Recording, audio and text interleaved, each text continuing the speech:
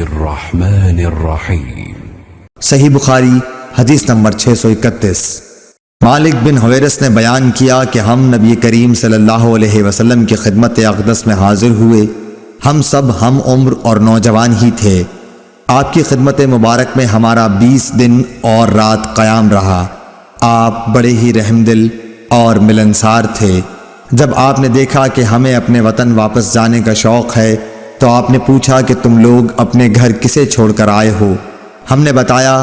پھر آپ نے فرمایا کہ اچھا، اب تم اپنے گھر جاؤ اور ان گھر والوں کے ساتھ رہو اور انہیں بھی دین سکھاؤ اور دین کی باتوں پر عمل کرنے کا حکم کرو۔ مالک نے بہت چیزوں کا ذکر کیا جن کے متعلق ابو ایوب نے کہا کہ ابو قلابہ نے یوں کہا، وہ باتیں مجھ کو یاد ہیں، یا یوں کہا مجھ کو یاد نہیں۔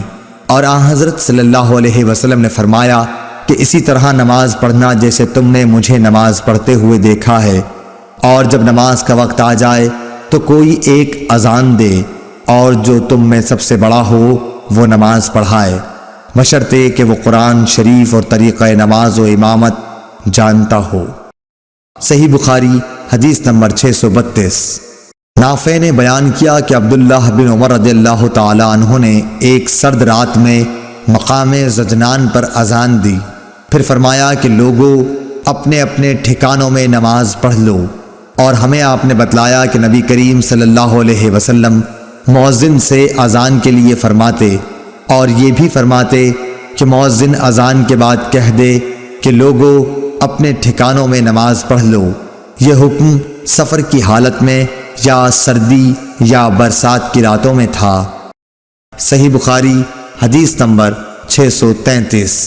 عون بن ابی جحیفہ سے روایت ہے کہ میں نے رسول کریم صلی اللہ علیہ وسلم کو ابطح میں دیکھا کہ بلال حاضر ہوئے اور آپ کو نماز کی خبر دی۔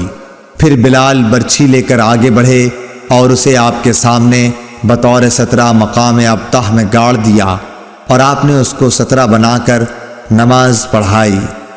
صحیح بخاری حدیث نمبر 634۔ محمد بن یوسف فریابی نے بیان کیا، کہا کہ ہم سے سفیان سوری نے عون بن ابی جحیفہ سے بیان کیا، انہوں نے اپنے باپ سے کہ انہوں نے بلال رضی اللہ تعالیٰ عنہ کو اذان دیتے ہوئے دیکھا۔ وہ کہتے ہیں میں بھی ان کے ساتھ ادھر ادھر منہ پھیرنے لگا۔ صحیح بخاری حدیث نمبر 635۔ ابو قتادہ رضی اللہ تعالیٰ عنہ نے کہا کہ ہم نبی کریم صلی اللہ علیہ وسلم کے ساتھ نماز میں تھے۔ آپ نے کچھ لوگوں کے چلنے پھرنے اور بولنے کی آواز سنی۔ نماز کے بعد آپ نے دریافت کیا کہ کیا قصہ ہے؟ لوگوں نے کہا کہ ہم نماز کے لیے جلدی کر رہے تھے۔ آپ نے فرمایا کہ ایسا نہ کرو، بلکہ جب تم نماز کے لیے آؤ تو وقار اور سکون کو ملحوظ رکھو۔ نماز کا جو حصہ پاؤ اسے پڑھو، اور جو رہ جائے اسے بعد میں پورا کر لو۔